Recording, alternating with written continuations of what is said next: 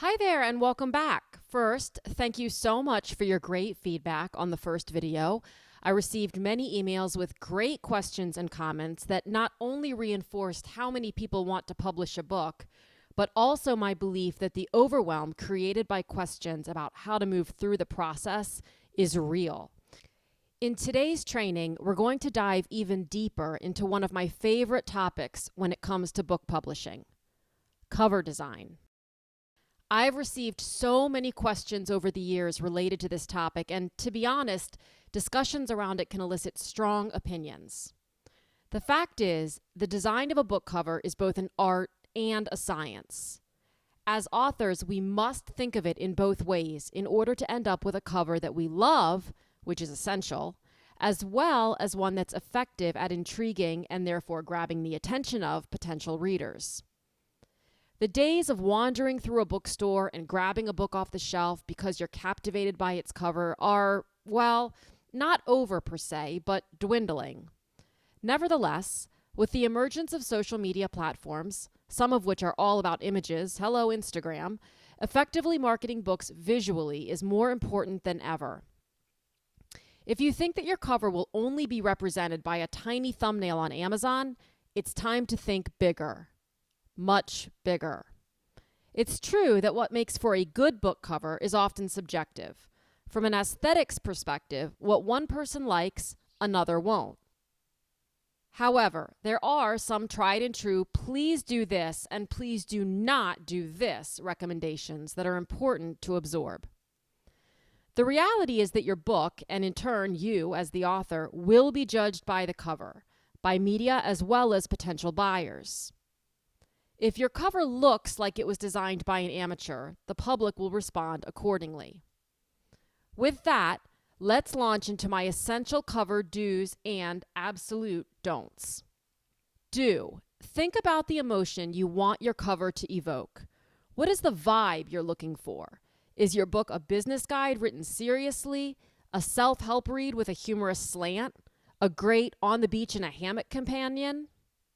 You need to know the answer, and it's the job of a good designer to translate that feeling into the design.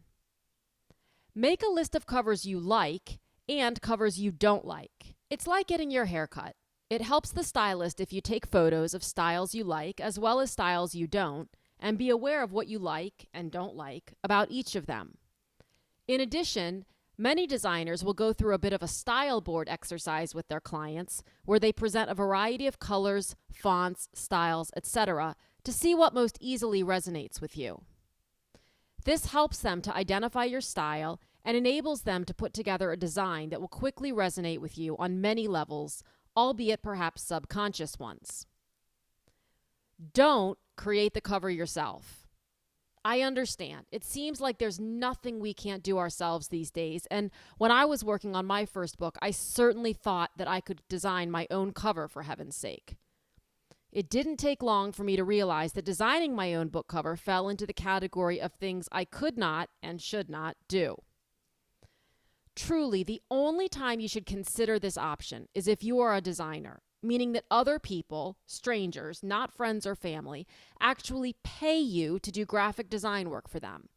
You would also need to be versed in book cover design specifically and actually want to take this on instead of outsourcing it. I touched upon the benefits of hiring a cover designer in the first video, and I'd like to add a few more points you may not have thought of. Color selection, object placement, text font and formatting, all of these assets are handled best by a graphic designer versed in cover design. They know how to place a barcode, put the genre in the top left corner of the back cover, place your publishing company logo, design the spine, and incorporate bleeds and margins so that the printer doesn't cut off a 1/4 inch of the cover you wanted to be seen. Hire a cover designer. It is one of the best investments you will make in this process. Do clearly convey the book's benefit in the title and its features in the subtitle. Yes, this has more to do with the title and subtitle than the cover design. I'm bringing it up now so you can start thinking about it. There is a fine line between having a sterile, boring title and one that is short and sweet, but also conveys the benefit and or makes someone curious enough to want to learn more. Evoke curiosity. Examples are You Suck at Drinking or The Life-Changing Magic of Tidying Up. Those titles are attention grabbers. If you indeed suck at drinking, and I really, really do, the title will grab your attention enough to make you wonder if the book is full of funny stories about others who are equally bad at it, which is intriguing, or is it a step-by-step program on how to get better at it, also intriguing. Show the benefit. Examples are The 4-Hour Workweek and Make Every Man Want You. If someone can learn how to go from a 40 to a 4-hour work week, they will likely be intrigued. And making everyone want you, there could be benefit there. There could also be a headache, but I digress. The subtitle is where you briefly expand upon the title to show the features. Title, The Life-Changing Magic of Tidying Up. Subtitle, The Japanese Art of Decluttering and Organizing. The word life-changing, while a bit dramatic and overused, is attention-grabbing. What seals the deal is that so many truly want to declutter and organize our lives. If the book were simply about decluttering and organizing, it might be compelling. But the fact that the author is introducing a secret, culturally specific art to the process is intriguing. Title, The 4-Hour Workweek. Subtitle, Escape 9 to 5, Live Anywhere, and Join the New Rich. Title, Make Every Man Want You. Subtitle, How to Be So Irresistible You'll Barely Keep from Dating Yourself. You Suck at Drinking has a ridiculously long subtitle, being a complete guide to drinking for any and all situations in your life, including but not limited to office holiday parties, weddings, breakups and other sad times, outdoor chores like deck building, and while in public, legally and illegally. The subtitle is, in this case, so long that it's not actually a subtitle, but instead a summary of the book that showcases the book's wit and features all in one. It's not an approach that would work for every book, but in this case, it works brilliantly. Side note, I just put You Suck at Drinking in my Amazon cart. Don't overlook the value of or mistake the point of your back cover copy. It must, in a short, succinct manner, let the reader know how his life will be better for reading it. Please refer to the reader as you, not as the reader. Refer to the book by its title, not as this book. You are speaking to your reader and letting him know how he will benefit from the book. You must compel him emotionally. Remember, people don't buy non-necessities logically. They buy them emotionally. Back cover content isn't a book review, so avoid jargon such as must read, will change your life, etc. If someone provides that verbiage in a testimonial, it can work. But don't endorse your own book that way. Humbly knowing why someone will benefit is one thing. Being generically over the top in terms of the greatness of your product is another. Be clear and direct about what your book has to offer. Warning, these may very well be the most difficult few words you will put together in your lifetime. Be patient. Jot down ideas and come back to them. Involve others in the process to get feedback and suggestions. When you receive the first draft or set of ideas from your cover designer, do pause before reacting. Remember in video 1 when I talked about the fact that as writers, we read words and ideas that aren't actually on the page? Whether or not you realize it, your subconscious has an idea about what your cover will look like, what emotion it will evoke.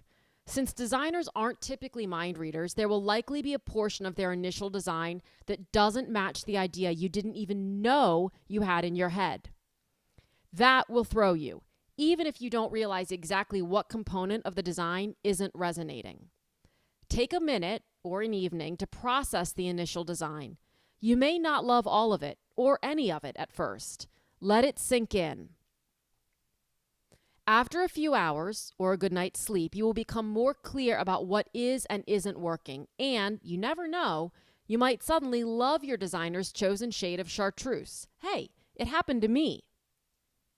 When it came time to design the cover for my third book, I called upon one of my favorite designers on earth, who also happens to be my sister. She knew the tone of the book because she's known me for a certain number of years, but the additional information I gave her was, I want the book to fit beautifully in anthropology. That really clears things up, right?